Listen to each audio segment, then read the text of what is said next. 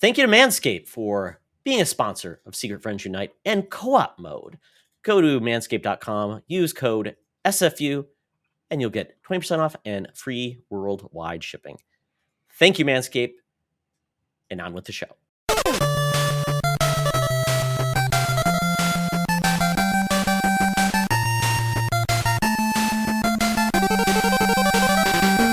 Welcome to Co-op Mode, round 103. This is the official video game podcast of Secret Friends Unite.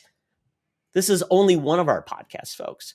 You can sign up for our podcast feed, the SFU Network, and get all things Star Wars with Holocron Chronicles. You can get Star Trek through Code 47. You can get SFU Prime for all things nerd, and of course, the podcast you're listening to now. Leave a review, and when you're done listening, watch our podcast so you can see who's actually on our show. You can see our faces, our backgrounds, and all the fun that we have, and the reactions when I inevitably say something dumb. And thank you very much for that. Now, I am one of your hosts, Todd Oxtra, joined by, oh my goodness, our first guest ever on Co-op Mode, who's been now here. This is his third time. That's Mr. Lee Alexander Navarro from the Phoenix OverDrive Nation. Hi, I'm back. I came back. I think it was like maybe a little bit over a year ago now that I was last on the show with my wife. So it's been a while, but I keep tabs on you guys. You know, make sure that you guys are okay in your Discord. You guys aren't screwing it up over there. Yeah, the secret is out, everyone. Well, first we got to say Mark is not on the podcast. We had to delay a day because we had sick kids, and okay, this will work. We had everything set up, and Mark's like, okay, got Finn to bed. We're good to go. And I think literally a minute later, sorry, guys, game over. So never mind. He's recovering, and just with the little ones, you never know. All of a sudden they're good and they're not. So Mark is not on tonight, but he'll be back when we return. So Mark, you and Finn, please get better. Lee, you've got sick kids at home. They eventually get through it. I've got a 17-year-old and he's rarely ever sick. So you got something to look forward to. Just a few more years. It's so funny, just the way like kids nowadays, school is such a cesspool of like germs and bacteria. And I think what's funny is, I was talking with my wife tonight how those couple of years where the kids stayed home because of COVID, they weren't sick at all. Mm-hmm. They did not have any kind of like stomach bugs, no colds, no nothing, and everything was great. And then we're like, all right, let's send you back, and here comes all the sickness. Like, our oldest comes home with a cough every other week. It's like a nasty cough, and we're telling our oldest, keep up with your allergy meds. Of course not. Doesn't happen. 12-year-olds, what do they know? No. So they and don't. Then I laugh because our 8-year-old, I said, she's more responsible at times than our 12-year-old. And she's a girl. Sadly, boys are a little bit brain dead as a age. Yeah. I could say it. We could definitely say it as much. But first, best wishes to Mark and Finn. Hopefully, they do get better.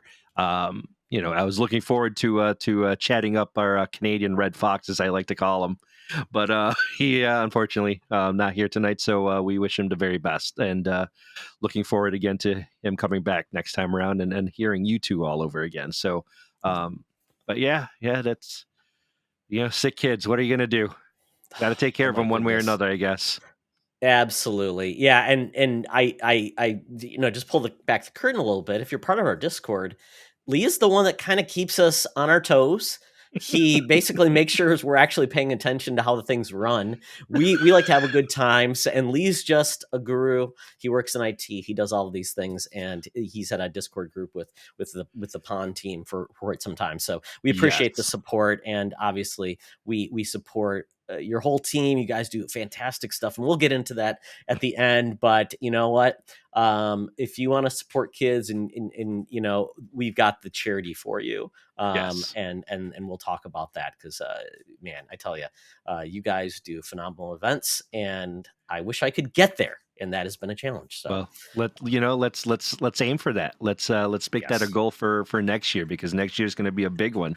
I mean, I always say next year is going to be a big one, but next year really is going to be just an outrageous, phenomenal event already, based on based on what happened this year and the momentum leading into next year. And we just have so much more planned that we experienced this year, as far as the good things that we said, oh my gosh, we need to do this and this. I tell you, we're building up already, and I've got a great team with me to plan it all out and to lay down all of these fun events that we've got going on. So we're excited. We are absolutely excited, and we welcome any member from any whatever community, whether it's SFU, Carpool Gaming is big with us. We just have so many involved with us, and we're just so excited every single year. Yeah, that's Extra Life. Sorry, folks, we've been kind of a little bit vague about that. It's Extra Life. Every year, the team comes together, goes to Rome, New York, and they kick ass and raise money for sick kids. So Yes. We'll have more about that, and it's phenomenal stuff. So, Lee, now it's time to get serious. We're going to play a game of buy, rent, return. So we kind of got a little bit off track last episode with Victor Lucas when we did favorite holiday food, and we kind of talked about Canadian Thanksgiving, U.S. Thanksgiving, depending on where you lean. We got off track by like real food, but I'm going to bring it back and talk about video game food. Lee. Video game food. Okay. Buy, rent, return. So we've got the Castlevania wall meat. Break a block. Here comes some wall meat. You got to get some health back. Yes. That's exactly where you would put wall meat, in a wall. Cake from Portal. I told my son this. It was a lie, but it is a cake. I'm more familiar with the cake. I know what the cake is all about. Yep. And then BioShock Infinite trash can food. Video games are great by like giving you health items in things you shouldn't eat. You shouldn't eat it, but it's there, so you take it. It's like Skyrim. Yeah. It's all those games. Like, yeah, I'll just pick up anything off the floor and eat it. Oh boy. So are we just picking which one we like the most, or what are we doing here? Well, it's kind of like, you go to Blockbuster, you some of those movies you'd keep so long, you'd end up buying it. You'd rent the one where you're like, I'm good and go. The return is you watch the first 15 minutes, you're like, what is this trash? I want a refund. I will give it the lowest reviews. So that's what we're doing with these. So of those three, how would you rate them? I would take the cake from Portal first, because that's the most appealing out of all of those three, to be quite honest. I do know that they referred to it as a Black Forest cake, which I don't mind at all. It's funny enough. I think if you know the YouTuber Babish, binging with Babish. Okay. I think he actually made a Portal cake. Like he actually. Nice. And it turned out looking really nice and tasty, so I definitely would be all about the cake. Even though GLaDOS made it might have a poison pill in it or something. You know what? I'm just gonna look past that and say, you know what? If I die eating a Black Forest cake, I die eating a Black Forest cake. That's true. That's true. And she's an AI, so I guess she'd be very precise in her baking and times and measurements. Right. The best. Right. She'd be able to get the correct measurements of everything, like down to the very last tablespoon or teaspoon. I would trust her. I'd trust her. Okay. Yeah, as you know, baking is more of a science than cooking, because cooking is all about zhuzhing and adjustments, playing it fast and loose. As my wife, who is a fellow Filipina, it's like you ask her, like, what did you put in there? And it's never the same place. Yeah, exactly. It's never the same. It's like, oh, great. It's funny enough. Like, I enjoy cooking. Cooking is one of my other passions, if you will. I'm so afraid to bake, because I know baking, as you said, it's so precise. It's a science. Whereas cooking, it's like, Yeah, I'll do this. I'll do this one. I'll do that one. I think cooking in general is more for my style than anything. It's forgiving, and Yes. you can always improve it. You Yeah. can always I did a little bit of that last time, but do a little more of this time. And it's the cut of the meat's never the same. It's never, a little bit more fat content or something like Yeah. that. Yeah. Yeah, Yeah, exactly. exactly. Yeah. It's fun. Exactly that. Okay. Okay. Lee, I think you're just trying to avoid the topic here. So you got to rent and you got to return one. Okay. So I got to rent Castlevania meat. It's meat. That's really all about it. It looks so delicious though. It's like the cartoon ham, right? It's a very even though it's like a pixelated piece of meat, at least it's like colored nicely, right? Like let's be honest, it looks more appealing. Whereas just the trash can food from BioShock Infinite, it's coming from a trash, man. I am not a raccoon. I am no trash panda that I'm going to eat something straight out of the garbage. Sorry, not my style. Well, maybe it's like a Disney World trash can, where like they have the most pristine garbage. They're always tending to it. Maybe that's what it is. Because possibly, yeah. But the BioShock world was pretty. Yeah, it's true. It's still going in with other things. Right. Exactly. I wouldn't necessarily dive right into it. Sorry. It's just not my thing. Okay. Very judgmental about the trash can. I am. What can I say? I think it's because I worked with somebody who I saw them pull out. Like, I'm not kidding. They pulled out like a piece of pizza from the garbage can and ate it, and I was like, "That's just revolting." Yeah, that occurred in college. We had people that would do that. Yeah. Well, this occurred at my workplace, and mind you, this is when I used to work in a hospital. So when that happened, I said, "Nope, no 5-second rule there. No, and on that environment." And he was an employee, so I really can't. He worked in the same department as me. Did he at least offer you do you want that? No. First dibs. I just totally ignored it. I said, "Nope, not gonna bother with it. Absolutely not." Okay, you've been traumatized by trash can food. Yes. I get it. Okay. Well, I'll give you my takes. You know what? I'm going the Castlevania wall meat. I'm buying that. That thing looks so tasty. It gives you health. I mean, there must be a chef that works in the castle. Maybe. I don't know how else it got there, but it's probably magic. It's the carnivore in you. It's the carnivore in you. So. You just got to have it, And I get it. So. Yeah. I mean, I love my meats. I do. It's good stuff, and it's probably magic. So it's magical. It's not like it's probably got great magical properties where it won't cause you to have high cholesterol. No, nothing at all. No calories. No calories. It's good. It's good for you. Doesn't high in fiber, high in protein. For the diabetics high protein, out there. High in vitamin C, all the good things you want. Yes, get your lycopene from that. Then I am going to return the cake from Portal because I'm a giver when it comes to cake. I only eat a little bit and I want to share with others. So I'm going to return that so people can have some more. The other people that are being experimented by Aperture Science can have some too. Sure, that'll work out. Yeah.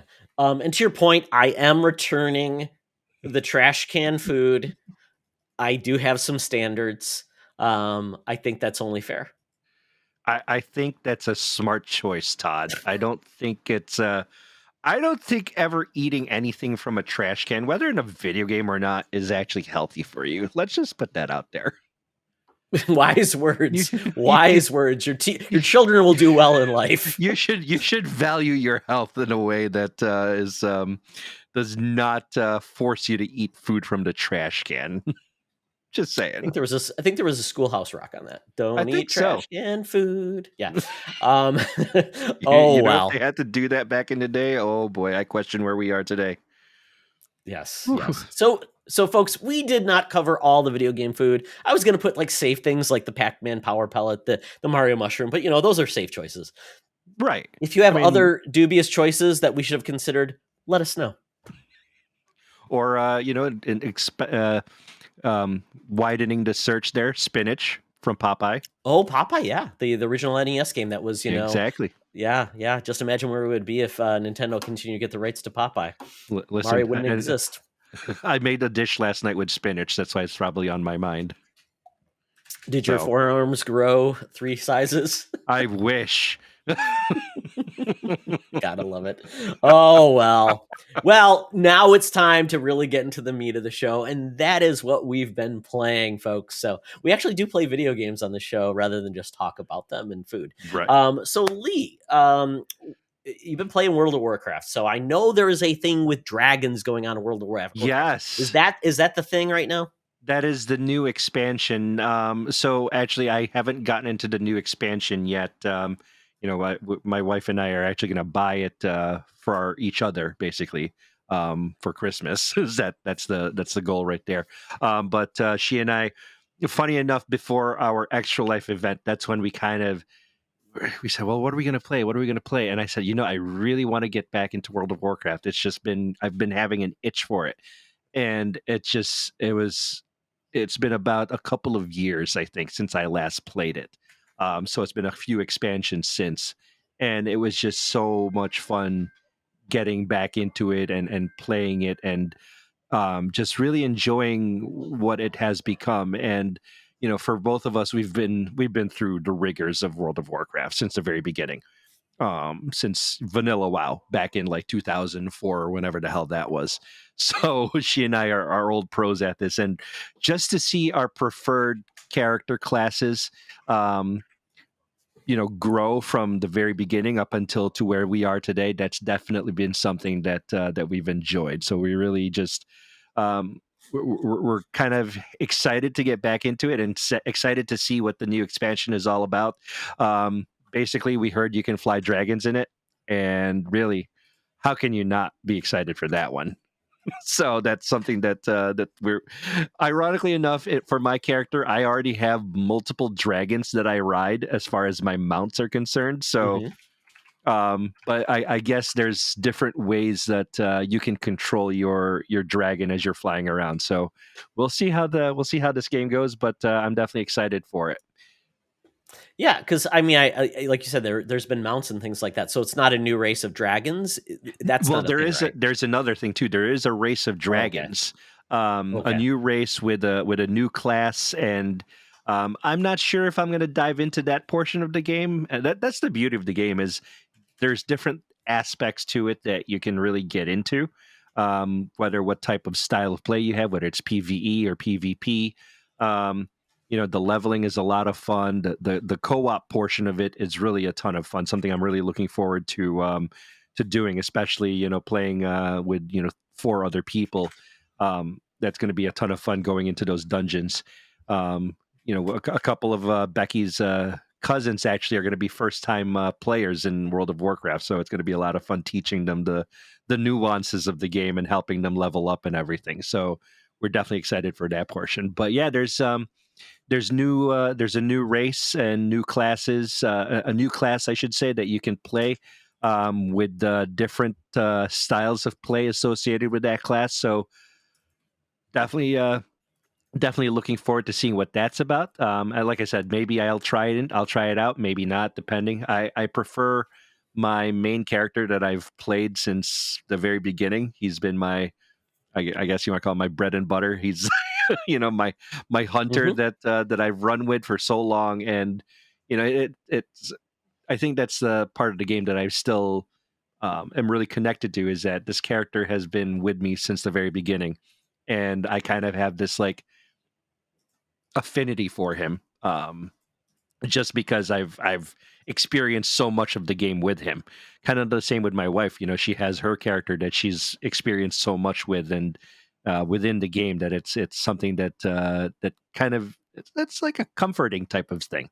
You're playing with a friend, if you will. Lee, it's funny because when you talked about that relationship you have with the game, Yeah.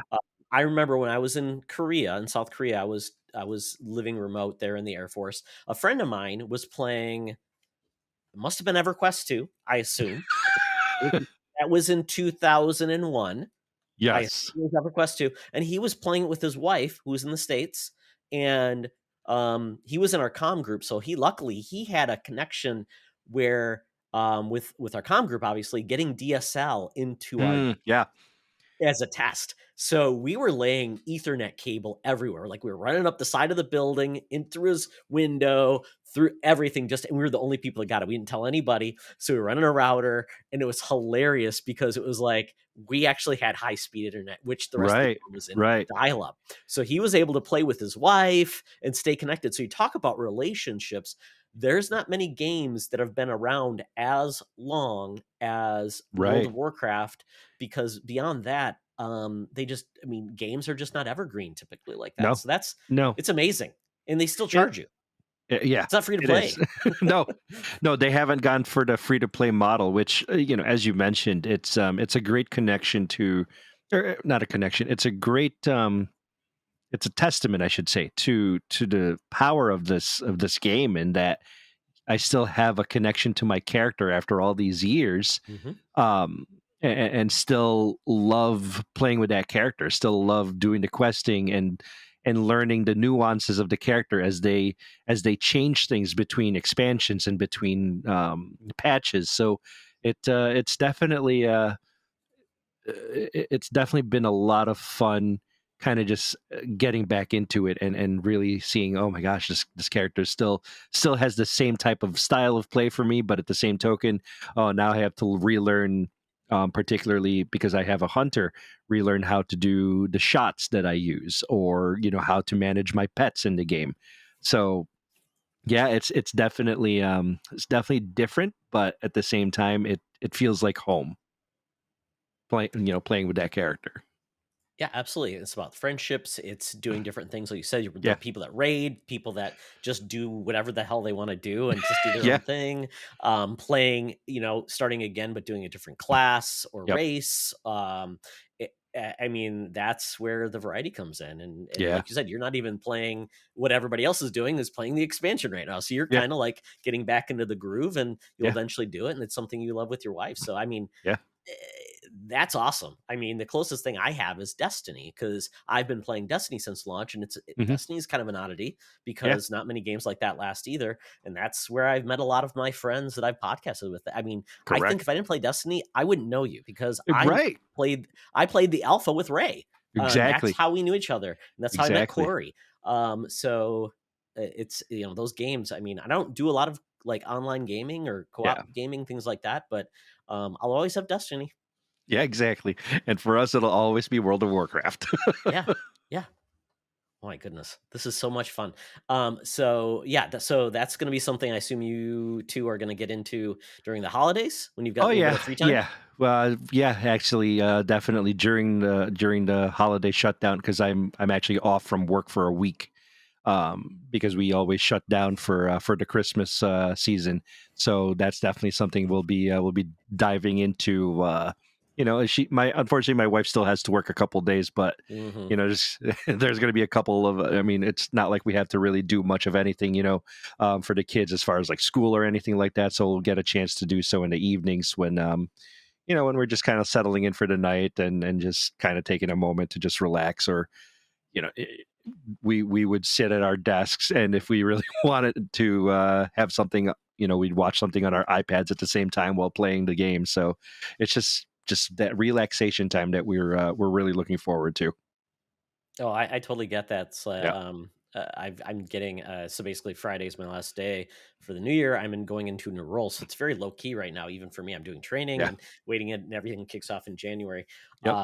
And it's been funny lately. Like I've been playing games on the couch, and my son's on his PC right next to the couch, and my wife's on the other end because she is playing Wordle or reading or something like that. So it's nice. We're together, and it's it's doing your own fine. thing, but at the nice. same time, exactly. It's family time. So like you still are alive? Yeah, you're alive. Okay, good. You enjoy yourself. Yeah, exactly. Yeah, that's something where it's good time. For sure. Well, very cool. Anything else in gaming? I know you're a busy man. The only other thing that I've really been, it's become my Zen game, is Flight Sim. Oh, I've been just really all over that, and I think what's made it become a Zen game is I actually bought a joystick and throttle for myself to play with it, because I've always wanted to have a high end joystick and the throttle. So I got the Thrustmaster Warthog, which is kind of funny because I'm using this epic joystick that's similar to the Warthog, and I'm flying a Boeing 747 with it, That's awesome. or they actually have in from Top Gun that Dark Star jet in Flight Sim that you can use too.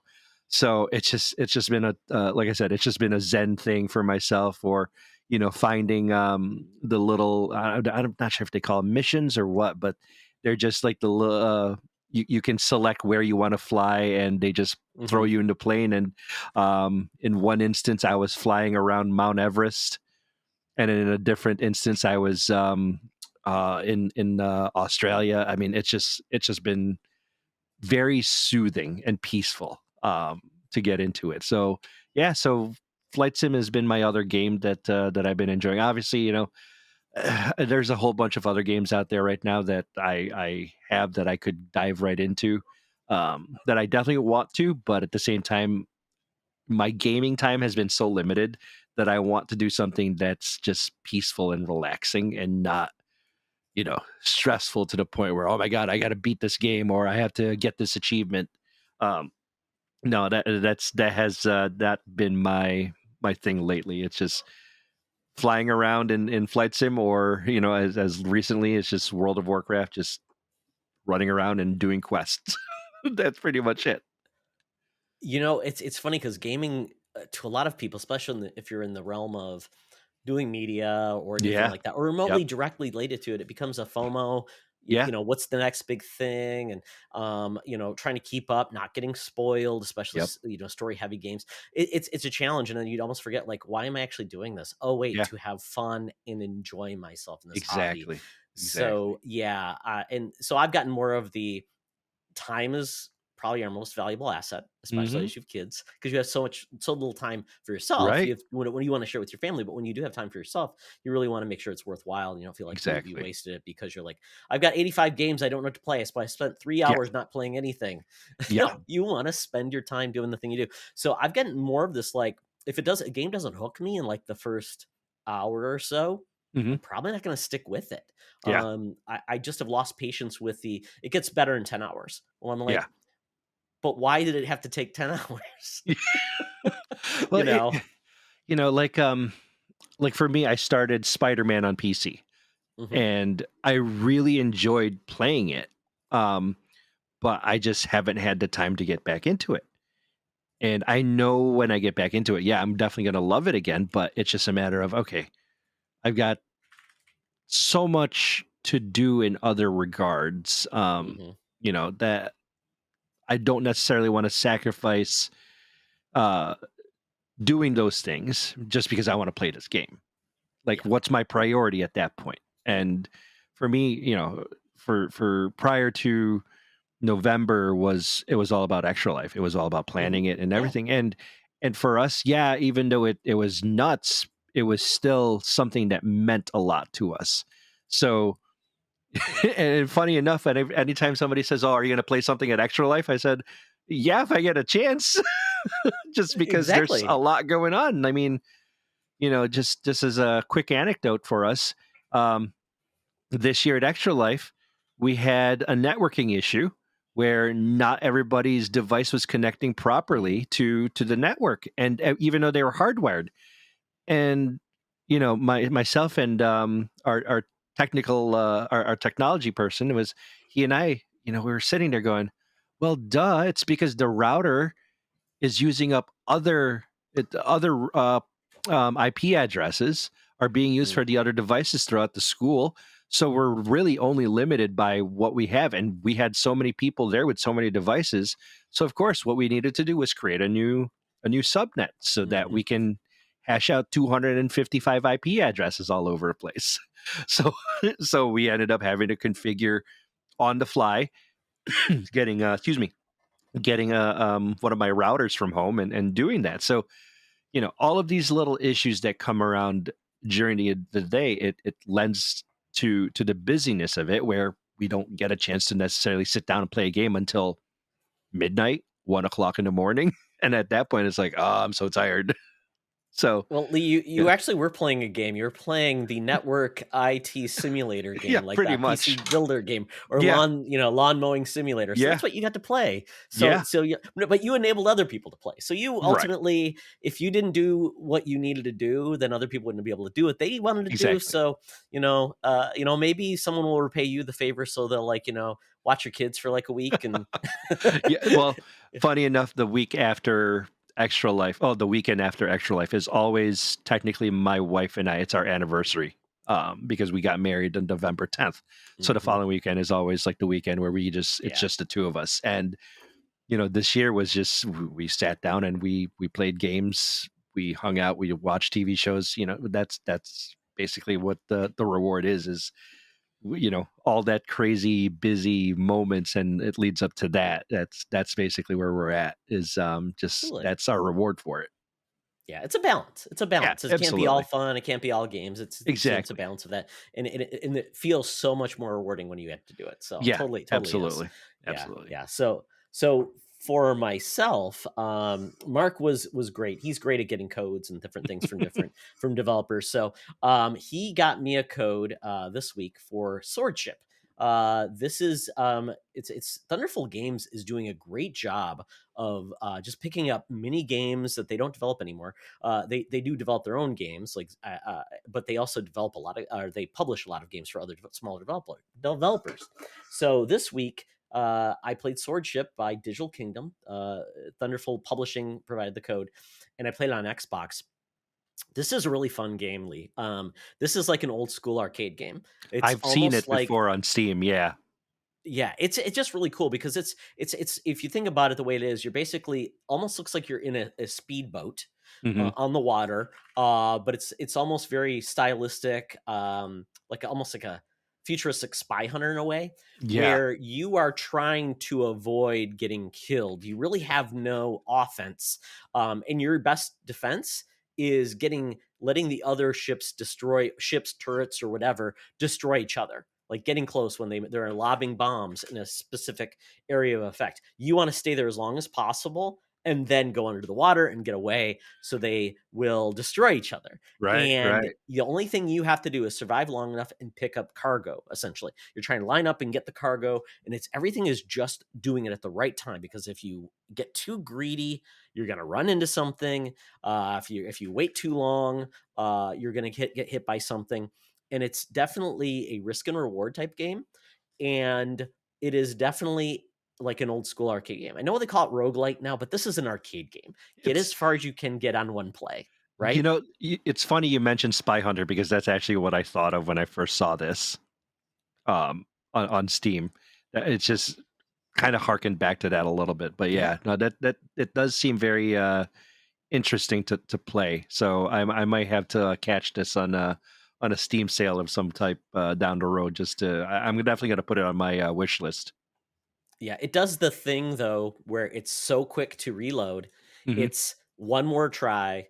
You get so far, and if you get enough of the points, because it gets to a I point where like you're supposed to get Yes. so far on one play, Yep. and you can use it towards getting an offensive weapon, Hmm. like an EMP, or you can do something different. So it's really Right. taking your strategy of how you like to play and doing. My Right. son was watching me like, "Dad, you're so horrible at this," and it's true. But I was having a good time.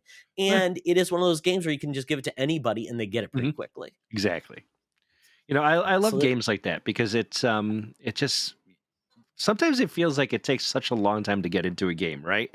oh yeah, You're playing something, or you're planning to play something, and it's this big story driven narrative that you're really looking to get into, and then you get into like the beginning phases of it. It's like, okay, when does it pick up? When does it pick up? Whereas like games like this, it reminds me like there's another game that I really just enjoyed diving into it because it just felt like you could just turn it on, or get it loaded up and start playing. Oh God, it was My Friend Pedro. oh yeah, oh yeah, That to me, definitely. that is such a fun game to play. Or for our purposes with our family, Overcooked. Oh yeah, Overcooked 1 and 2. It was just load it up and get going with it. Or PC Building Simulator, as And people make fun of it, but there is a certain there's a certain fun to it that I think those who are in the know when it comes to PC building, you will know right away why it's so much fun, why it's so addicting to play. Oh yeah. So yeah, games like that, I absolutely adore them because you just, like I said, you just get right into it and just go. I tell you, Lee, when we built when my son wanted to build a PC, he funded it with his job and everything. It was the smoothest it's ever been to do one. Everything went well. You obviously led us in the path of how to get a good OEM license. There you go. Yes. Yeah, everything went great except it was funny because his friend had a license that didn't work. Yeah. So I needed to find another license, so that worked. Yeah. But it was just like everything else, you get usually the prompt or your RAM's not seated correctly or something like that. But yeah, this one worked great. Everything was good, and he's been so happy, and it's super quiet, wonderful PC, and I actually need to probably use it. There you go. Get on there and start playing. I mean, I tell you, the way PC gaming is today, at the video cards that are coming out today, it makes these games run with so much ease and so smooth, and just you just get right into it. I remember there were issues in the past when it came to like, sometimes a game would stop loading, or it would just crash in the middle of everything, and that was because maybe the game wasn't optimized or you had to find an issue. But today it's just instant. It is so instant to just get right into it, and I absolutely love it. It's so much easier. Everything works great. There's so many services now. Gamepad support's super easy. Steam big screen mode makes it feel like a console. Yep. Cloud saves, which I just really want everybody Cyberpunk now has cloud saves between cross saves, which is fantastic. Witcher has cross saves coming, which is great because I want to play that as well again with the new things. So all these things are fantastic. I just need a reminder that I could use his PC. That's right, because he used mine for how many years, and now I can use his. I shouldn't feel guilty. Oh well. No, you shouldn't. I shouldn't. No. But the point of trying something and knowing if it's not for you, that is the next game I'm going to talk about. Yeah. That is Marvel's Midnight Suns. Okay. So I got that on Xbox. Gamefly sent it to me. I am not traditionally a turn-based fan, a tactical fan, or a card-based fan. This game is all three of those. It's by the developers of XCOM. I mean, right. I was going to say it's developed by XCOM. For Axis Games, and it's to me, I love XCOM. To me, XCOM was the epitome of turn-based strategy games, just because you had so much going on with it. But go ahead. I mean, what are your experiences with this? Well, so I got into it. So I think what they do a good job. So this is basically the Midnight Suns is a group of Marvel heroes that lean towards the dark side. This is your Ghost Rider, your Blade, your Magic from the X-Men, those characters. So it's got some good elements. So it's going to be a supernatural game. Doctor Strange is involved, but also Iron Man's involved, and Wanda Maximoff is involved. And it essentially, you've unleashed Lilith, the dark demon, and Hydra unleashed her, of course. So she is out to do bad things, as those would do. Right. So they introduced the combat in a pretty easy way, which is essentially it's turn-based. You are not limited in your move locations. Like typically in like XCOM, it's like you get three moves and like a more of a grid-based style. They don't have that. You move wherever you want. Okay, but good. You are, so the only thing you're limited is in your cards.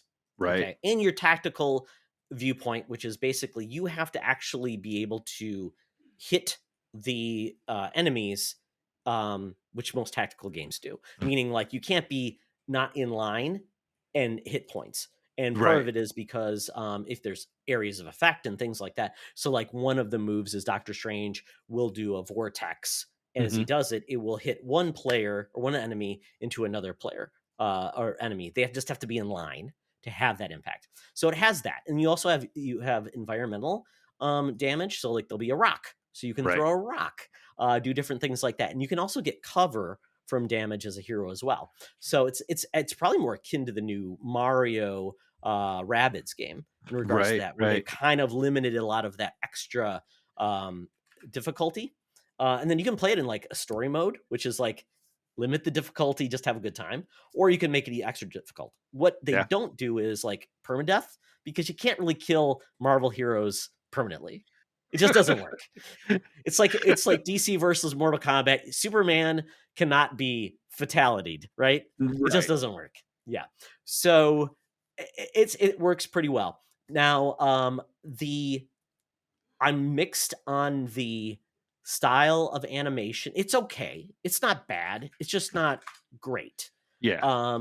But the voice acting and the story, there's a lot of it. So if you're there for like, and that's what this game apparently has. I didn't get really too hard to it. Is relationship building, and it's going around the Doctor Strange's Sanctorum. I'm blanking on the name. His lair, and you can go and build relationships and things like that, which then adds into more deeper relationship with the characters. So that's part of the game. You add in new characters as you go on, more abilities. But the thing that annoyed the hell out of me was the cards. I don't like cards because I feel like, especially in a game like with the Marvel hero, it's almost saying, why does he only have one ability? This is Doctor Strange. He can do 85 things. He should be able by the to. Cards. It's weird. It's a weird thing where it fits. It doesn't feel like the license fits. Kind of like the Avengers game, where it's like, oh, here's a spine for Hulk because you had to do something in Avengers because you have to give him like gear and stuff. It just doesn't make any sense. So you would basically get like 4 cards, and you would then choose, and you'd get so much points, and some are defensive and offensive. And some you don't have enough magic to actually use them, so you can discard and get a new card.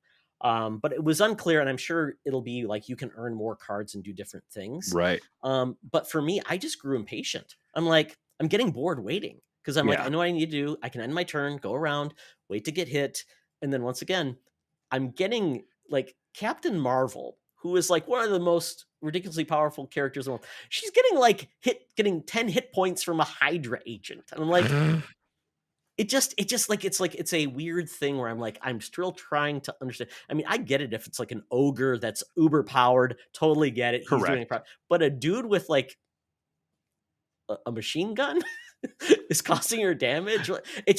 I just like, okay. And these battles are going to take a long time, because it's like you get 3 down, more reinforcements are coming in. I'm like, I just don't have time for this. And it's like supposed to be a 30 or 40 hour game. I'm like, it's just not drawing me in. So I'm like, it doesn't fit your schedule, and it doesn't fit your style that you're looking for a game like that. But you know, it might be one of those games where you play it for a little bit, put it away, play it again for a little bit, put it away. You know, you build into it, you get right into it. So I get it. Definitely, as far as like the time is concerned for you, because like we've already alluded to, time is precious for you, for anybody really, especially in our age group of being parents and everything. You know, it's very limited. But yeah, no, I can understand why it wouldn't grasp at you. I mean, I could see this being a mobile game pretty easily. I mean, I didn't think it was that a demanding of a game. It's not like a high-end looking game. The effects, there's like not really physics really to it that it would like, oh, it requires these. So I could see this be a mobile game where, put it down, come back to a battle, put it away. So I think this is going to be, and a lot of people are loving this game. So I think it's for a specific type of player, or maybe this might be your first. Or it might be your first game that you're like, you never tried it before and you love it because the Marvel license brings you in. And you're like, I didn't realize I like these games. It's like Lee, the South Park games. I don't love turn-based RPGs or tactical games, but those games know what they are. They don't waste your time. They don't make you grind. They basically will get you through the main story in 20 hours and you'll have a blast. And they changed up the first game from just being a standard turn-based to they added some tactical, like, where you sit in your tactical position. And I love those games. And I'm like, man, I just wish more like those type of games existed where it was like, it's a 20-hour game. That's it. We're going to get you in, get out. It's a great experience. And then if you want more, here's 60 hours of side quests. Enjoy. Exactly. Well, it's very rare that the games today really can just catch on to a person, I guess, in terms of like the general style of play. Yeah.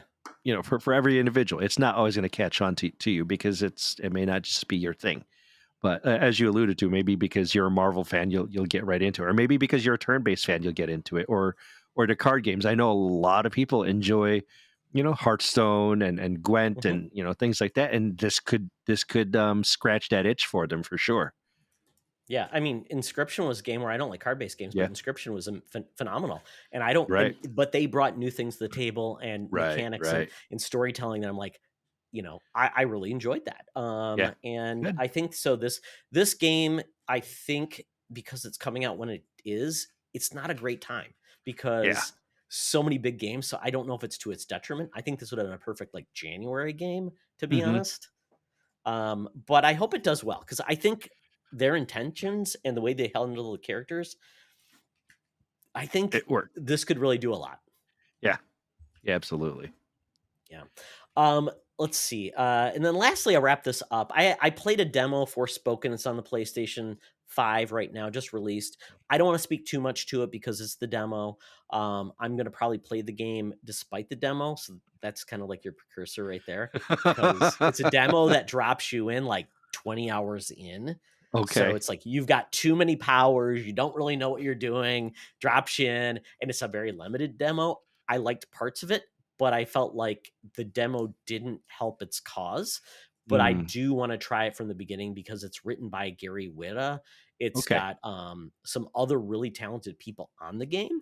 And I was pleasantly surprised by the way it looked and played. But I won't say more, but if you have a PS5, it's the demo's out right now. Give it a try, and maybe it intrigues you. But I think it's going to turn off a lot of people, to be honest, which is sad.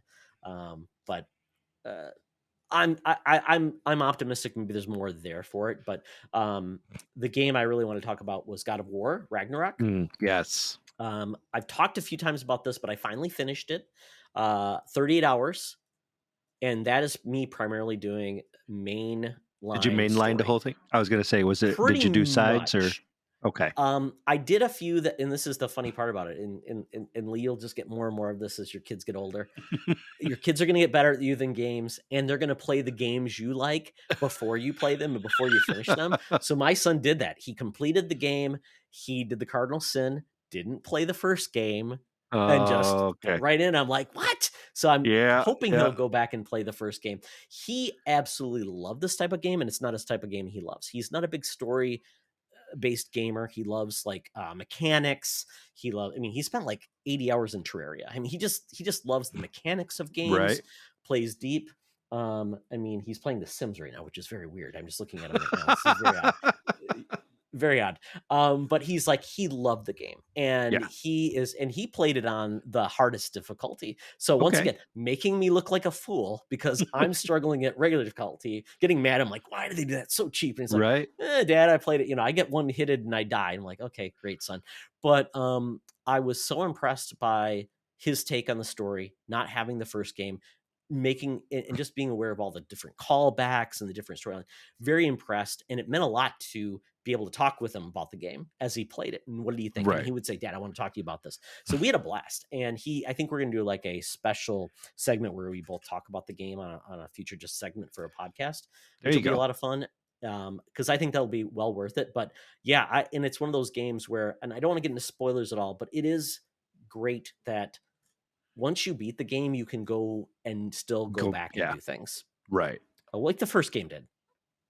No, that's good. That I love how like you said, kids are going to get better at us, right? Our kids are going to be better at us in these games, and it's so funny because one of the staples of our house is hockey on the Xbox, and both of my kids are still trying to get one past Dad. It's still coming. They're still attempting, and it's so funny. Our oldest just always saying, "Can I just practice just a little bit, just so I can? I really want to just practice." And I said, Go ahead. We'll see when that day comes. It will come. Not not sure today. when, but this is not the day. This is not the day. And I remember the last time that, I played hockey with them, and boy, they just got so frustrated because I just kept on scoring at will. And I said, I'm really not even trying, guys. I'm really not. You guys aren't giving me much of a. You guys aren't giving me much of You're taunting a them. chance. They'll I remember am. that, Lee. Just what they need. You know Just what? I what they want them need to. is yeah. You have I a want them scoreboard. You're to. gonna write it on the board. Exactly. I want them to Put a remember score it. on like Dad Or 25, kids 0. exactly that. I take pictures of the score. I take a picture of it on my phone and I send it to their phones. I said, "You will remember this." Or another one. Yeah. Or another one is StarCraft, especially for my oldest. Oh, StarCraft wow. is like the one that Wow. they. There was one time, I think it was they're playing the Terran race on there. So I said, okay. So I watched and I said, all right, let's play. So I play Zerg. I usually. Oh no. I'm did very. Did you? I'm very dirty with the Zerg. Now, of course, I didn't Zerg rush. What I did is I actually that's what I thought you were gonna do. I didn't Zerg rush. What I did is I built up a Zerg army, which consisted of like Zerglings and Hydralisks. But I got to the point where I was able to build up my Ultralisks army. So the whole screen was full of like the big Ultralisks. And then what I did is I built a Nidus canal or Nidus worm or whatever they're calling that. I can't remember it. And I transported all of my units right behind the base. Didn't know what to do at that point. I said, this is why you don't taunt me in StarCraft. Because I do things like this and I feel awful about it for a second. And then, no, now I'm good. So yeah, your experience and wisdom is well worth it. And then their reflexes and unlimited time to get better is definitely going to get to you eventually. It's just so funny to see the reaction saying, how do you have 4 bases already? Because that's what I do. That's the style of play that I've developed over the years, and something to be said for experience. And I funny enough, I use it as a metaphor for life in general. I said, there are experiences that your mother and I have had that, guess what? It's going to dictate to us how to handle you as you grow older.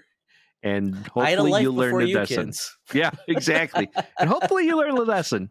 Learn the lesson, we weren't child. Parents forever. We weren't born to be parents. We were born to be silly kids and have goofy experiences. Yeah. My experience was Smash Brothers, where my son just taunted me, just made me feel like and when I would win, Lee, I mean, the occasion that I did win, I was the worst winner in the world. Like, I was like acting like an idiot. Yeah. And I realized that was to my detriment because it was like, but I had to enjoy something. I had to savor something because the fruits of victory were very lean. Right. Right. No, absolutely. I think my 2 can take me in Smash now, though. I was never the best at Smash. I mean, let me put that out there. I was never really good at it. So if I played either one of my children today in Smash, I think they could take me. Pretty sure they would take me. I would hope I would still do well in Tekken because that's my game. That's my fighting game. Yeah. But that could probably be, my hopes and dreams being shattered. But, Mortal Kombat was my fighting game of choice growing up. And I think I can't remember which Mortal Kombat it is that was on Game Pass. It was earlier this year. And 10? It's 10 or 11, one of those. No, I think it was 11. I think it was 11. Was it 11? 11. I think it was 11. Yeah, I love 11.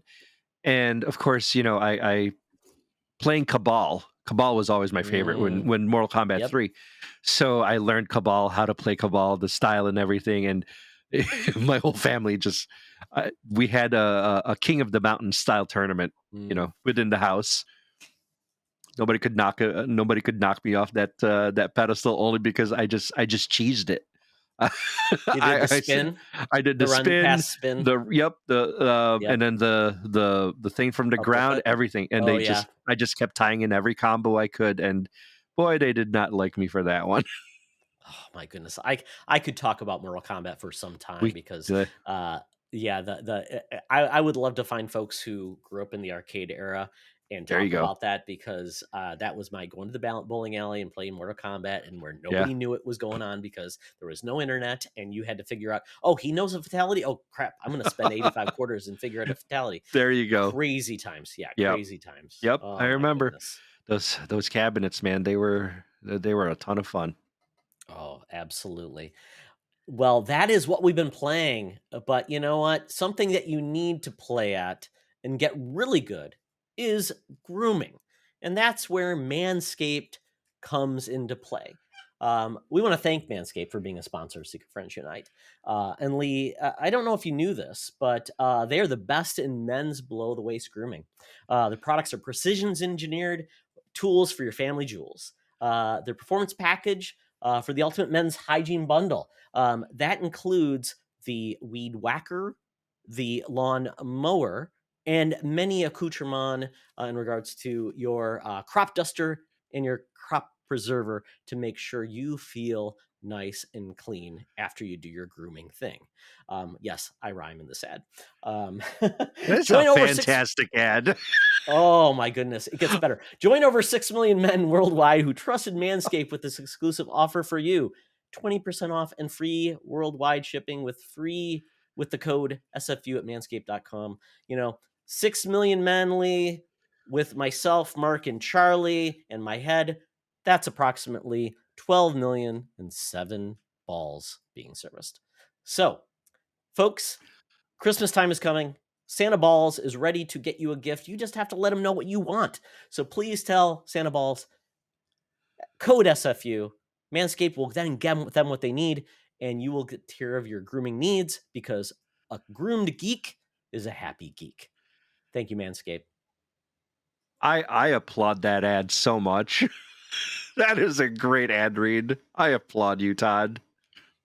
You know what? I appreciate Manscaped, and I want to give it my best. That's all I can say. It's perfect. Just perfect. Oh, that was amazing.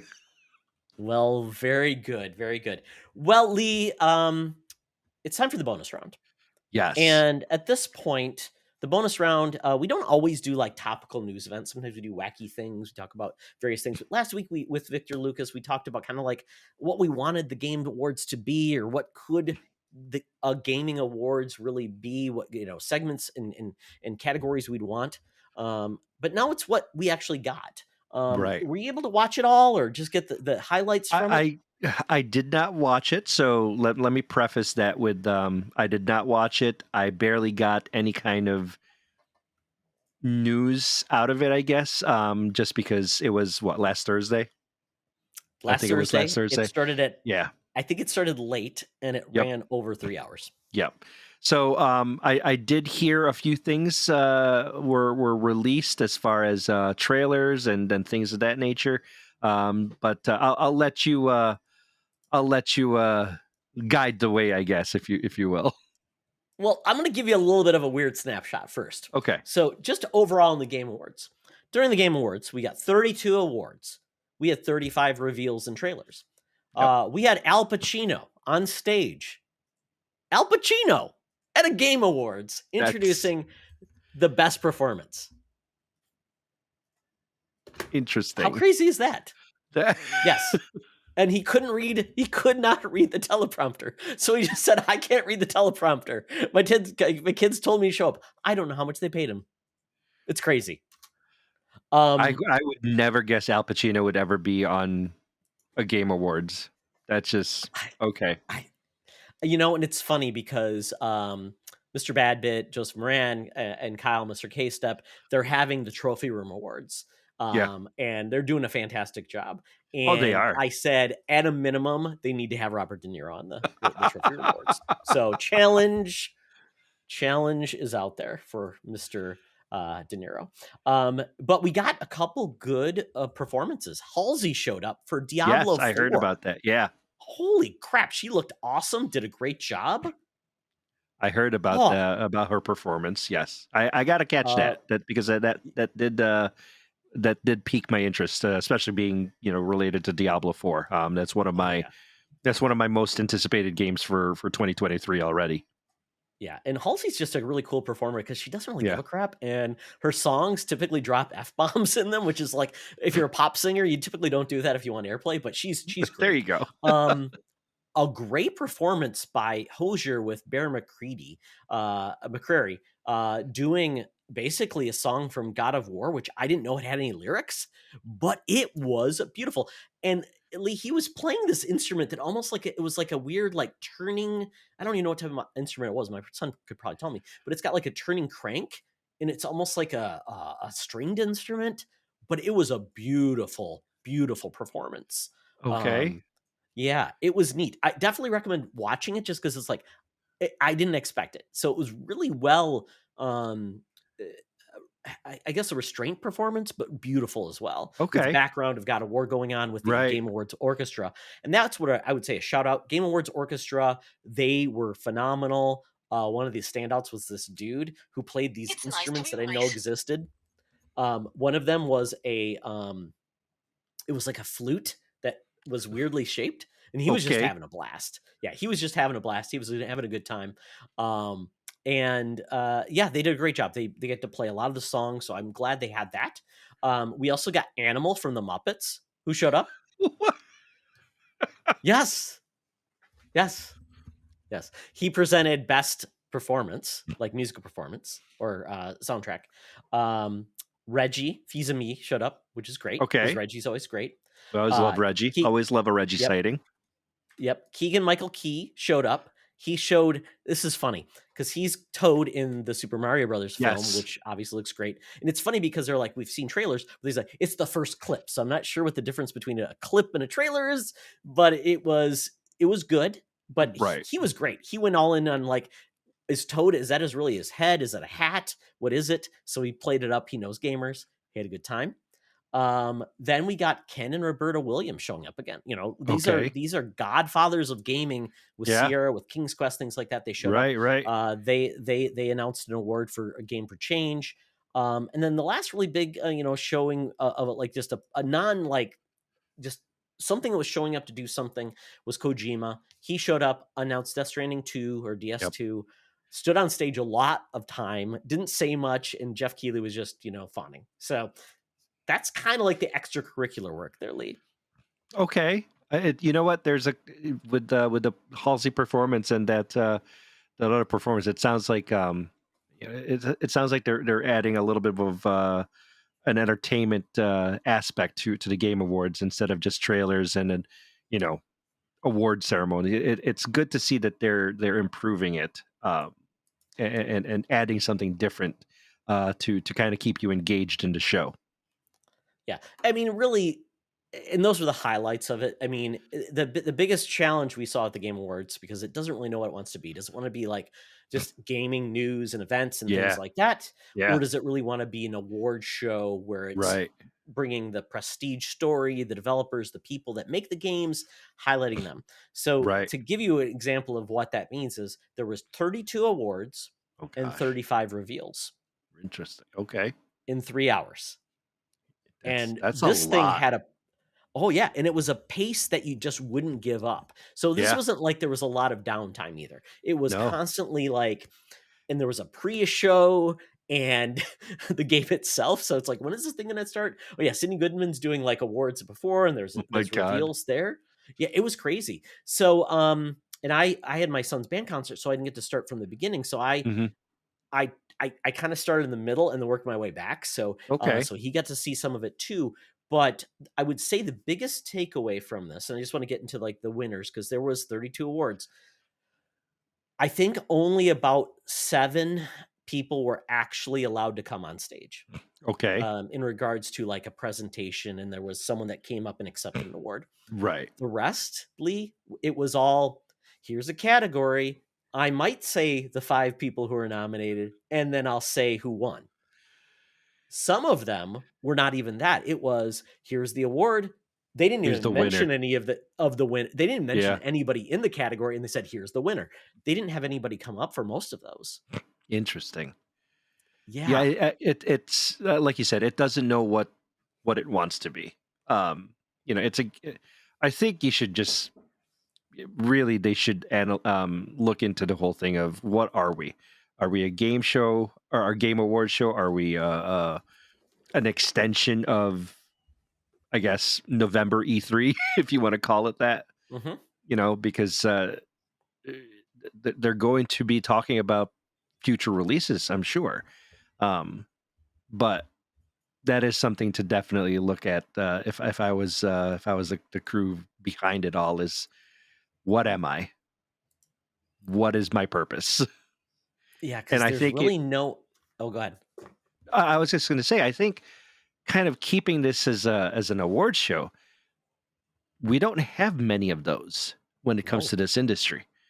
So I think honoring the different studios, the different performers behind the voice acting, the music, the development, everything like that. I think it could really help this industry by allowing us, the casual viewers or the viewers and the games media to know the people behind the scenes, and equating it almost to like how we look at Hollywood. So that could definitely help them out in the future if you know giving them an idea of what type of pace to have for this type of show. Um, that's just my 2 cents with it. Because if, as you said, how many 30, 35, 32 awards, and how many were Mhm. presented on stage? Very few. Yeah, Very few.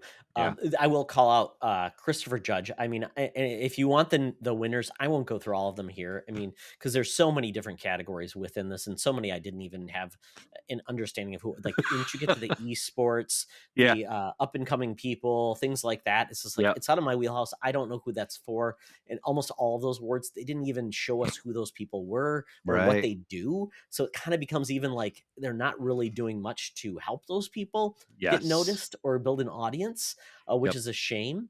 Yep. But Christopher Judge won like the first award, and that Yeah. was the best performance. Al Pacino was on stage way too long. And then Christopher Judge got up there for like almost felt like 12 to 15 minutes. It was great seeing him on stage, but I felt like probably to the detriment of other people who were represented because they didn't get the Right. time they probably wanted. And then we got people that got no time on stage. So it was Hmm. it was a weird dichotomy of it. Like I don't know how they chose who got to be on stage for certain things. Obviously game of the year was uh but Which I heard was others weren't. interrupted. And that's another thing and that's like I typically would say, well, what was your biggest moments of the night? But obviously since you didn't get to watch, we won't do that. But yeah, I mean, we had a person get on stage and interrupt game of the year. This young gentleman, we don't know much about him, he was arrested, Yeah. and had said something about Bill Clinton rabbi or something like that, which I don't understand. I don't know if it was like he knew what he was doing, if he was fooling his mind, or he meant to do Oh, something that was anti-Semitic or not. I don't know. right. Right. I don't really know. But You know, what if something all I bad heard, happened, right? yeah, all I heard was some 15-year-old got on stage and he was arrested because he inter, interrupted the presentation for Game of the Year. But that's all I heard about it. I didn't. There wasn't a whole lot as far as who he was, what his intent was, and everything. It just happened, and that right there I too is a pretty weird thing to just happen at a Game Awards show. Well, it's scary, Yeah, obviously, because I remember what happened to Monica Seles. Monica Seles was at a tennis yeah, match, playing in a tennis match. yep. Someone came in from the crowd and stabbed her. And Stabbed I her. always think Yeah, of like, what is to stop something like that from happening? And obviously, the developers of Elden Ring won the award in From yes, Software, and I think they were just confused. They didn't know. yeah. They didn't come. People were like, "Did they come with you? I don't know. What's he doing? Is this part of the Exactly, award? and I that's don't the thing know." is like Yeah, because you don't necessarily know how anything is happening, and you might think this might be part of the show. is it a stunt? Yeah. Is it exactly? Because I mean, I'm sorry, but video game award shows, I would tend to think some type of stunt could occur. It might be Jeff Keighley's son. We don't know. I don't think it was his son. He was awfully pissed I off don't at think this so guy. either. No, I don't think so either. But that's, I think, a good point to say this is Jeff Keighley's baby. He has to do the balance of making money. He's made commitments to these people that are going to bring trailers. They paid to be there, and he's got to put on a good show. It has a lot of eyes on the prize. 100% that. So I mean, I totally get it that this is a challenge. I wish he would partner with GDC. Yeah. Let GDC manage the awards portion. Jeff Keighley brings the sizzle. Yeah. And do that balance, right? Absolutely. That would definitely be for his benefit, in my opinion. Yeah. And GDC it's about the developers choosing their peers. Right. Not media, not, you know, and this the Game Awards has gotten a little bit of controversy because like people think it's bought and sold by Sony, but it's actually like a group of 50 or 60 media groups and reviewers who are making the nominations, who are choosing. There are some things that are public voted on. Yes. Like some weird ones, which are like most anticipated game, which is just the most dumbest award. It's a silly award. It's like truly is. Yeah. It kind of makes you go, it's just stupid. There's no other way to really phrase it. It's a stupid award. Yeah. Because it's ultimately just a popularity contest, really. Exactly. Whoever gets in votes for it. Exactly that. It is a popularity contest, especially like I said, with most anticipated game. You can have 50, 60 different games that you're anticipating for the following year or the year after, because you don't even know if it's going to release that following year. How many games were canceled for this year that were supposed to come out this year? Looking at you, Starfield. And Zelda Tears of the Kingdom won it, and I think that game has been up for this award multiple times anyways, because that game gets pushed out. So it's just a weird one. We're not going to hit on the winners because that's there. It's there. The amount of different categories are odd. Some of them I don't understand, like best indie versus best debut indie. It's just weird. It's like I don't even know how you choose. And when I voted, I had to vote for everything, even if I was uninformed, which is dumb. Yep. I shouldn't have to vote for something I don't know anything about. So I think there's improvements here, but I would say the highs were great. Yeah. And I just want more developers to be shown and a better balance of awards and trailers. That's all I want. That's, one trailer, one award.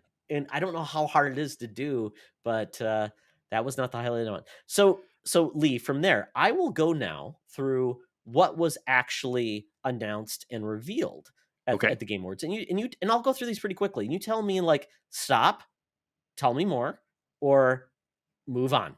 So I'll rely on you to be the person that is the voice of the people. I'll the driving force for this segment. Go ahead. Okay, absolutely. I'm ready for this. So Death Stranding 2, that was announced with a weird trailer.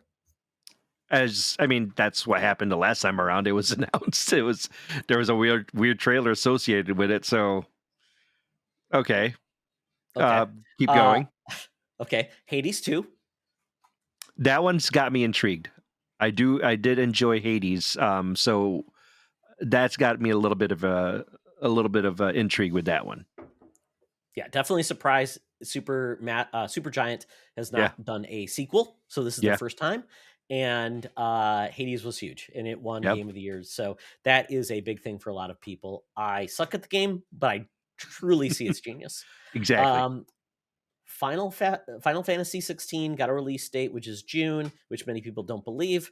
And I don't think so either. But it got a big trailer, which people are saying looks like Game of Thrones. Yeah, I get it. It's Final Fantasy, but at the same time, I think I'm having Final Fantasy overload. Yeah. Because we're still waiting on, I guess, the final parts to the remake, to Final Fantasy VII remake. 7-2 remake or whatever they're calling it. Yeah. The rebirth. So, Not saying that people who like Final Fantasy they shouldn't be able to enjoy it. It's just, for me, all I want is just the additional parts to the 7 remake. That's all I Yeah. want. Yeah, exactly. Because we got Crisis Core that's coming out. Yeah, Then we've God. got 16 and we got Yeah. 14 content. Yeah. Yeah, it's a lot. There's a lot of Final Fantasy if you Yeah. want it. Yeah, to me, it's like when I looked at the three, I'm like, it doesn't, nothing stood out to, as a person who's not into the series that says, oh, I want to check that out. Yeah, exactly. Nope. I'm Yeah. 100% with you on that one. Wow. And then a blast from the past, Armored Core 6, Fires of the Rubicon. This is Yes. from Software. There hasn't been an Armored Core in like 10 years, and those have never been critically acclaimed games, but From is in a No. different space now. Yep. So I don't know. I don't know. People seem to be excited about it, but I'm like, eh. I mean, I guess it'll be nice to have another mecha based video game from them. But like you said, it's never been highly successful or critically acclaimed. So, okay, all right, something to check out. I think. When is it? Is it supposed to be released when? Uh, When did they say? I In sometime in didn't see. 2023, I think. I don't think they specified specifically the date. Yeah. It's probably 2023. There was a lot of games though. They're like, Yeah. we're coming early 2023, which is just crazy after so many games got delayed. Oh God, 2023 is just going to be insane already. Exactly. Which leads into Street Fighter 6 gets a release Yep. date. That's Okay. also a 2023 game, which this looks to be the most robust Street Fighter game ever. Yes. I suck at those games, but it could be fun. I'm sure it'll be fun. Street Fighter has always been a ton of fun to play with. But like you said, it did seem very new, is what I like to call it. It did seem new.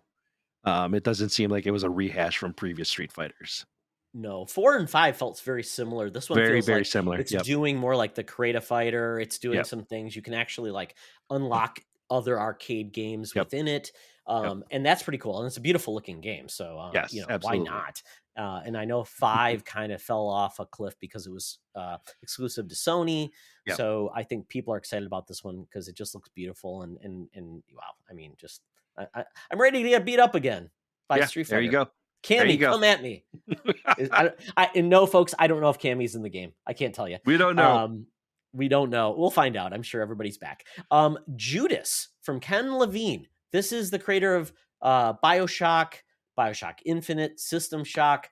Holy cow. This game looks like a BioShock game, and I'm all in, but it's in a different, it's almost BioShock in space is the best way to put this game. That seems interesting. You said Ken Levine is the director for it? Yep. And it looks, like I said, Lee, it looks very BioShocky because you've got a power on one hand, and then you've got something on the other, and then it looks very like the people in the world look a little bit weird. Yeah. I'll give him the benefit of doubt because, I mean, he's quite known for creating these narrative-driven games, right? Mm-hmm. That help to where you can explore a lot of different themes, a lot of different ideas. And his art style is pretty definitive when it comes to the type of game that the games that he's put out there. So this will be interesting, especially with how BioShock the trilogy, or BioShock Infinite and the first BioShock, how they've become part of our gaming history. So they get brought us trash can food. Yeah, that's the only regret. Call back to the it's the only regret right there. Well, as my microphone decides to fall. Yeah. No, it'll be interesting. Yeah, and it's been like 10 years, so it's time. They're going to make another BioShock game. 2K is going to do that separately, but this is his studio, so I'm interested with there. So we're probably going to do a little bit more of a quicker pace on these games. Crash Team Rumble, it's this weird like beat 'em up kind of MOBA game with Crash. Didn't expect it, but the fun part is, Lee, Crash Bandicoot showed up in his like costume and shouted out like the old commercials when he was taunting Nintendo. It was weird. And nobody wants this game, but it's coming. This is going to be interesting. Is this a 2023 release as well? It's a 2023 as well. Yep. Oh boy. Okay. Yep. All right. Well, we don't want to talk too much because Mark will kill us if we take away his steam on this one. Star Wars Jedi Survivor got a release date. This is coming out in March. Looks beautiful. I don't know what It else to say. does. I'm just stoked. I'm just stoked on this game. Well, it's technically the sequel, right, to Fallen Order. Absolutely. So, right there you go. I mean, Fallen Order was just a lot of fun to play. It really was. Absolutely. It was just I just hope they fix the map. That was my one thing. I thought they did a horrible job with the map. I'm like, guys, fix your maps. But yeah, well, great game.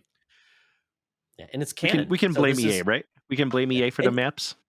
Absolutely, blame EA. And actually, the main actor showed up and actually showed up with a lightsaber. Nice, very, very cool. Yeah, that's cool. Stoked on it, and he's got a beard, so Mark's excited because he likes. I can be him because he looks like Mark.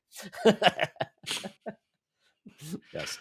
Diablo 4 got a release date. Once again, that's the one right there. June release date.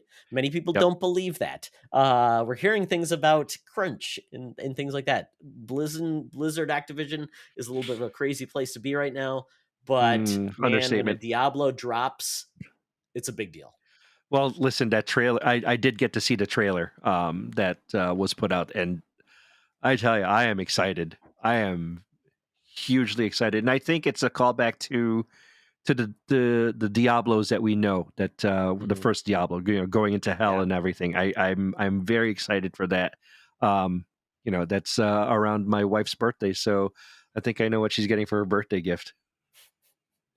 I mean, and this is going to be day and date console, which normally doesn't happen, which is great because they've done a great job of doing mouse and keyboard and controller, which I think a lot of people appreciate. Yeah, I do. I definitely do. Having played Diablo 3 on both console and PC, I can see where both were. It was a ton of fun to play both. We played on console with Ray, and he had this monster character with like Paragon 1000 or something like that, and every time we killed something, we'd like level up like 5 or 6 levels. And it was just things were dropping left and right. We're going, oh my god, our bags are full, hold on. Gotta do this, gotta do that. But yeah, definitely. I feel bad. I never beat the expansion Diablo 3. I feel so bad. I really need to do that. So that's going to be my goal. Like, do that before the next one drops. That was Do you have it on PC or do you have it on console? I updated. I built a new PC for Diablo 3. That's where I was at when that game came out originally. So yeah, I just need to have a PC that'll actually be able to play it. So once again, my son exactly update. And you know what? When you Blizzard account on his PC, exactly, and we'll play. I'll play with you. I remember trying to play I remember the net code was so bad the first in Diablo 3. God, it was like I was playing with Sean, my friend Sean Nias. We were playing together. I'm like, this is horrible. So I am excited to play more. I've never played with people in Diablo, so I feel like a noob. But there you go. I've always enjoyed it. I will use my Demon Hunter with you. Or my whatever, you'll have to carry me because I've carry you so long. I'm I don't even remember like my class. I probably did not level up enough and do those things. So yeah, more to come, folks. This might be something we'll talk about in the future. My wife will bring in her wizard. There we go. We'll tag team it. Very, very good. So we probably have to expedite our pace here a little bit. Let's get our list. Suicide Squad Kills Justice League gets a release date. It's coming out May 26, 2023. Rocksteady. The big part about this was it's been revealed this is going to be Kevin Conroy's going to be in there. Yes, role of the Batman. Very cool. Yes. This was a big surprise. You know what? I will not doubt Rocksteady. Is all I'll say. Bayonetta Origins gets this weird spin-off, Cereza and the Lost Demon. It's coming to the Switch. It is definitely not the same game, and I have not played enough in Bayonetta 3, but apparently there's like a part of the game that's this focused, but it's more like an action-adventure game. Good for the Switch. I don't know. People aren't exactly excited about Bayonetta 3 right now. Hellboy, Web of Weird. This was totally unexpected. Looks just like the comic book, and we've never got a good Hellboy game, so I'm optimistic. Yes, I'd definitely be in on that one. Yeah, and I don't know if it's just going to be like a brawler or what it will have, but I'm hoping we get more with it, more from Right. it in the next couple of weeks, and we can learn more about that. Earthblade. This is by the creators of Celeste. This is more like them doing their Silk Song or Hollow Knight. Yeah. It's a platform game from what I read. Yep, action So, platformer with yeah. combat. Yep. The one that was really surprised, Crime Boss Rock City. Lee, this looks like Grand Theft Auto with all of the stars from the 80s. Kim Basinger, Oh we've my got gosh. Michael Madsen. The people in this game look crazy. And I'm like, how did they do this? How did they get all these people in it? It looks super fun and dumb. I mean, Michael Madsen came on stage for this. It's just weird. It's I don't know. For some reason, I thought Michael Madsen was already dead. He's still kicking. He's still good. Thankfully he's okay. I think, you know what? But I yeah, think I associated him and Ray Liotta together. That's probably why. probably yeah, because Ray Liotta was in Vice City. Yep. So there we go. The trailer that just confused me the most was Transformers Reactivate. I saw this trailer. Yes, I My saw son the looked trailer at too. it. He thought it was Titanfall. Like, Yeah. I don't know what this is. It seemed like it was, I don't know what it was trying to do, but the trailer itself didn't give you a whole lot, except it's a Transformers game. So what's it going to be? And those are 50-50 at best. Yeah. I loved the Cybertron games. Yes. And I don't know if it's more of that, if this is going to be a first-person shooter type of Transformers game. I don't think we've ever got one of those. No. Nope, not to my knowledge. Yeah, so we'll see how that goes. Then a game that really impressed me, Banishers Ghosts of New Eden. It's essentially you are someone that helps spirits, good or bad, find their place. And the trailer did such a great job of, you're basically sitting at this table with this woman, there's somebody else talking to you, and then you realize the person you're sitting at the table with is a spirit that is walking with him and experiencing the game with him. Interesting. His wife, and he actually will, and he hasn't banished her yet. So this game has, but the mechanics are more like action RPG, right? In a sense, and it looked really interesting to me. And it's from Don't Nod. And if you ever played the game Vampire, yes, I played like that game a lot. It was on Xbox. I played that on. Yeah. So I think this could be a really good game, but it's the execution could go wrong, but could be very, very good. Yep. Let's see. Then we got a trailer for Immortals of Avium, our new series by the creators, like they mentioned, like Gears of War, Bungie, Halo, all these different things. And it's like what they showed was a cinematic that showed nothing at all, except it's like magic focus. That's it. So the worst things you can ask for. Yeah. Remnant 2. I don't remember Remnant 1. I think Remnant 1 was like a Soulsborne with shooting. I can't remember, quite honestly. The trailer looked really cool though, because it's got a lot of like gunplay with really big bad demons and things. But once again, I don't know if it was gameplay or not. Yeah, I don't even recall that as a title. I'd have to look it up and see what that was about. I may have seen it, but at the same time, it doesn't sound familiar to me. Remnant from Ashes, yeah, that was a game that was in that Souls, but they decided to go with like gun combat versus like melee or something like that. Yeah. So again, nope, not in my scope. Yeah, not in my scope either. Then I'm going to skip one because I don't remember anything about After Us. I think it was more of like a, I don't even remember. I'm going to go to Tekken 8 though. Tekken 8. Tekken is my favorite fighting game of all time. It's why I got a PlayStation 1. And I just loved it. So I'm excited for this. It looks beautiful though. Cyberpunk 2077. It's got a renaissance. Phantom Liberty is the paid DLC coming to next gen only. Idris Elba. They had to bring somebody in like Idris Elba for this one. Well, somebody's got to take on Johnny Silverhand, right? Exactly. I was going to say, yeah. Okay. So we'll see how that goes. I still have to finish Cyberpunk. I still have to finish it. That's still on my to finish list. That's when my PC died is when I was playing Cyberpunk, and Oh, because I couldn't play it anywhere else because they didn't right. offer cross play anywhere or cross Mm, save.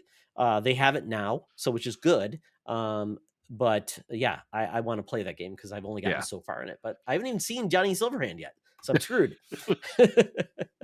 um, but yeah, that's coming. I'm happy for people that love that series, and maybe I'll get to it. Like maybe we'll both Right. get to it, Right. Lee. Exactly. Then we got Horizon Forbidden West, their Burning Shores DLC. They did it last time Yep. with the Frozen whatever. If you're into Horizon Forbidden, the Horizon games, that's coming. Yes. Yep.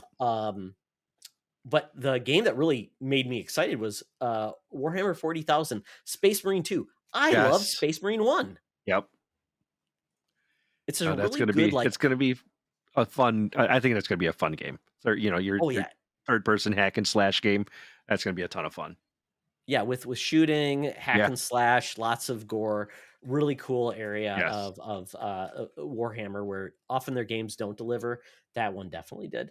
Lord of the Fallen got some gameplay. That essentially is a reboot of the Lords of the Fallen, which was one of the Yes. first Souls-like games that Yep. came out. Which means it's probably not for me. I have still. I'm still waiting for the day that Bloodborne comes to PC. So that's when you're gonna That was not announced. Leaf, sorry. That shocker. was not announced. I know. And we don't have like the next gen like port or Yeah. 60 frames per second. Yeah. Oh well, Sony apparently is doing something. And what they're doing is bringing The Last of Us Part 1 PC port. Yes. That one. This is where I'm probably going to lose a lot of my video game cred. I have never played The Last of Us on my PlayStation. I have it. I tried it. It didn't sit well as far as my enjoyment factor of it. Mm-hmm. But I think maybe playing it on PC, which it shouldn't matter where I play it on, right? Like let's just put that out there. It shouldn't matter. But for me, I feel like I may be more immersed in it when it comes to playing it on my PC. Sure. I just feel like when I played it on my PS4 and it was up on like I had a 55-inch TV, the works, right? Yeah, it just didn't grab me. But I have been asked by our good friend Sean Capri to give it a shot again. And I said I will. And I think doing it on PC, I think that's where I will find enjoyment in it. So I had the same thing with Witcher 3. I tried that on PlayStation. yeah, The text was too small. yeah, Like I can't deal with the menus. yeah, So I played it on PC. I fell in love with that game. yeah. So I totally get it. I get it. Where you Yep, play can sometimes matter. That's why exactly. people love the Switch. It's Yeah, not the best. This is not the best performance, but it's where they want to no, play. So I exactly. totally get it. Yeah. So Yep, yep, yeah, awesome. I'm glad it's more ways to play that game is excellent. yeah. Returnal is getting a PC Returnal is port, also getting PC. and Yes. the thing that made me laugh is like the rumored like recommended specs is 32 gigabytes of RAM. I'm like, Yeah. what the hell is this game? Because I played it on PlayStation, it looked pretty good, ran pretty good on PlayStation. Why would it need more than? And that only has, I think the PlayStation 5 has. Does it have 16 gigabytes of RAM? I think it does. Possibly. Let's see. Yeah, 16 gigs of GDDR6 SD RAM. With a So peak unless this is like bandwidth. an 8K and needs to run at like 240 hertz, I don't know. That's a bizarre. It might just be wrong, but regardless, I definitely recommend that game, but it is not a game for people who don't like a challenge. Yeah. Nope. I saw Ray playing it one time, and yeah, I can definitely say it can be definitely a full fledged challenge to any gamer. This guy, but like you said though, it's still funny. 32 gigs of RAM to play it. Okay. Flight Simulator doesn't even need that. Come on. I mean, not that I'm gonna sit here and say I can't do it. I have a 64 in my gaming rig, so. But that's like such a small percentage of most people. Exactly. It's just crazy. It's just weird. 8 gigs is typically like kind of like the barrier of entry. Yeah, But yeah, I it's mean, a weird one. I tell people if you're building a gaming PC, start with 16. So, Yeah, but yeah. absolutely. Anyway, Moving on. Yeah, it's very weird.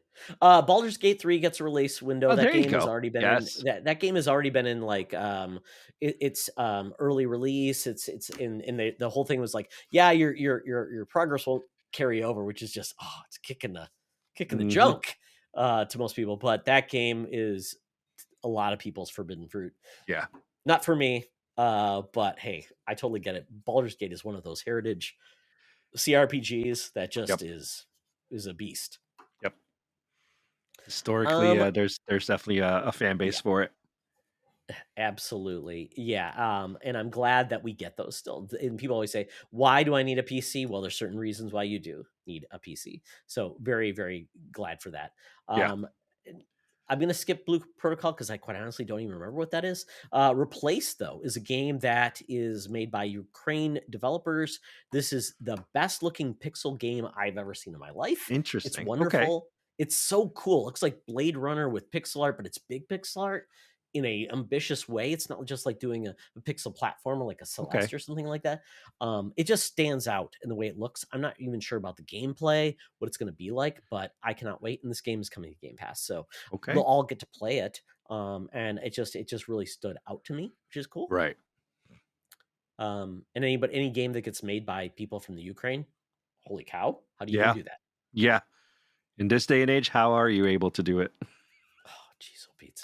I mean, they have no internet because Elon Musk apparently says we're going to charge you for that internet, folks. You get there. And do they even have power? Because Exactly. yeah. Oh my goodness, it's just crazy. Another game that I've never played, but I probably should eventually. Among Us. It's a hide and seek mode. Yes. There you go.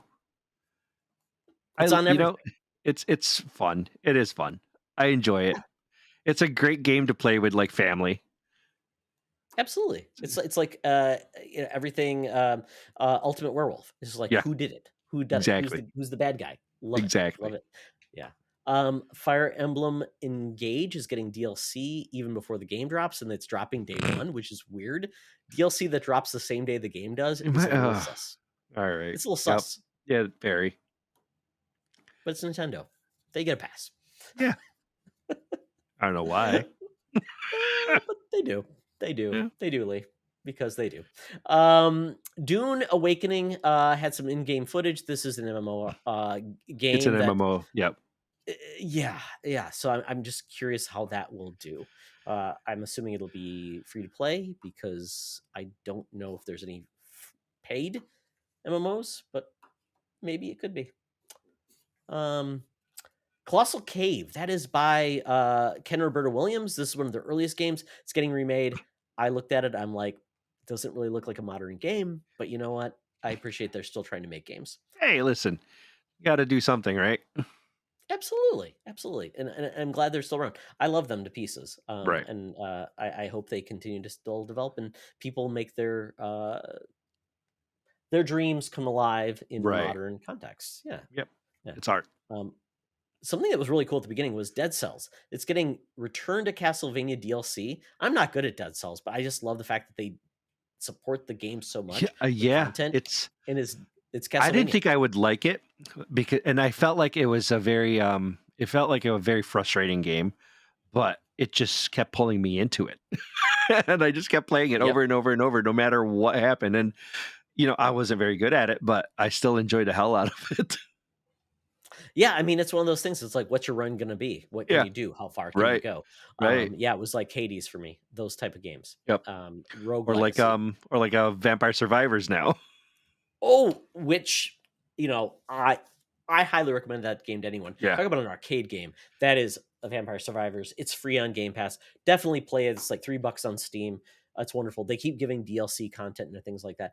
But the one thing they announced was it's coming to mobile and it's free. Yes. Yep. I haven't tried it yet. Have you? I have seen my friend play it. It was at Extra Life. I watched him play it, and it seems so much fun to just dive into it. So I'm going to definitely take a look at it. Probably more on Game Pass than anything, because I can't play crap on my phone. I really can't. It's a small screen. Your thumbs are getting in the way. Yeah. I have big hands. It's very difficult. So yeah, It's definitely a different experience. Yeah, I really enjoyed it, but yeah, it is one of those games that just feels like it's Robotron uh, in a modern sense yeah, with yep, progression, which yep, I yep. think is cool. Yeah. Well, that is it. We've covered everything. Holy cow. It's a lot of Holy cow. games. That was a lot. Oh my goodness. Yeah. And I don't even think we have to get to like what made us happy. You heard our comments as we talked about it. Exactly. That's probably sufficient. Yeah. So, we're going to do our co-op mode awards in January. We're going to get the whole year done, make sure we've got the time to play all the games. So we'll be reaching out to the community, get their thoughts on their best games, surprises, disappointments, things like that. So we obviously want to hear from everybody when we do ours as well. There you go. So with that, Lee, thank you for Yes. joining us on this journey in the world of video games. It's I'm always so great glad to I got have you to on. I'm so glad I got to come on. It's like I said, it's always a pleasure to podcast, but it's always an even greater pleasure to podcast with people that I've known for quite a while. So I really enjoy coming on here with you. I missed Mark tonight, but that'll be for next time. Absolutely. There's always another opportunity. So this is Yep. great. And obviously we're going to have Becky on the podcast in the future as well. Yes. Give you the night off so you can actually do some gaming, which is always appreciated. So with that though, tell people where they can find you on the interwebs Sure. and the things you do in the world of gaming. Absolutely. Well, my name is Lee Navarro, and I represent Phoenix OverDrive, a charity group focusing its efforts on fundraising for Children's Miracle Network hospitals all over through the 24-hour gaming event known as Extra Life. You can find out more about us at phoenixoverdrive.com, or you can go to Facebook, facebook.com/Phoenix OverDrive, or you can find us on Instagram and Twitter with the handle PHX_overdrive. And for our 2022 Extra Life campaign, we are doing a very special giveaway for this guy right over here. It is a brand new Horizon Forbidden West PlayStation 5 Disc Edition. So all you got to do, $10 donation to us at extra-life.org/participant/Phoenix Overdrive. And that's going to get you one ticket to our giveaway. So for every $10, it's one ticket. The more you pay, the more tickets you get. Get in on it. You're getting more chances for you to win this beautiful console. Drawing will be held live on Facebook on December 21st at 9 p.m. Eastern Time. So check out our page and get in on this action, because all the money that we raise for it, it's going to go to our local Children's Miracle Network hospital here in upstate New York, the Mohawk Valley Health System. So yeah, that's what you can find me and find us and find a team. Thank you so much, Lee. That's awesome. You guys do such great work. You bring a team together every November. You just have a great time. So many different communities support you. Yes. In the tandem, and you are just the godfather of all of this. You and Becky and Ray. Yep. You guys do fantastic work. So we appreciate you. We always Absolutely. support you, and we always want to do more and more to come. And Absolutely. Friends, you definitely. Anything we can do, streaming will be there. If not in person, at least in mind. The last time I streamed, I did horribly. So I always want some support. And if you want to watch me game and make money for it, would appreciate that. Exactly. So there you go. yeah, so more to come. So Lee is in our Discord group all the time. If you have any questions about PCs, gaming, upgrades, tech, Lee is your guy as well. So I'll be there. Thank you, Lee. I'm there. Absolutely. No, Yes. Thank you. Awesome. Well, for me, I'm at Toxtra on Twitter. Wrapped up my fantasy football league. It was horrible. I was one game away from winning my division, getting a bye. I lost, and I am now out of the playoffs. The fickle fantasy football. That's all fantasy football for you. Exactly, because when your regular team loses horribly, you got to have something you can get Fall back about. on. Oh, exactly. But other than that, just follow at Secret Friends U on Twitter. Go to our Discord for all things fun, and we're building the group. A lot of Star Trek people are joining the group now. We're having a lot of fun though. We talk about all of our podcasts there. Our group, we talk about what we're cooking, what we're eating, what we're doing. It's always a good time. It's great. So I'd always ask you to join our Discord and just have a great time. So that is it. And also follow the Canardian at @the_Canardian on Twitter. See what he's doing. He's always streaming Fortnite, always having a good time. He is our co-host. He is the best Canardian I know, and you know as well. So that is it for the show. Thank you, folks. Thank you, Lee. Thank you, Mark. Get better soon. You too, Finn. And as always, it's always better to game together. Bye. This podcast is part of the Secret Friends Unite podcasting network. Visit secretfriendsunite.com for more great shows, articles, news, reviews, and more. Secret Friends Unite podcasts are available on Apple, Google, Spotify, and other podcast services around the world. If you'd like to be part of the conversation, you can join us on Facebook or our new Discord server, or follow @SecretFriendsU on Twitter. Please subscribe to Secret Friends Unite on YouTube and visit our merch store at tpublic.com. Just search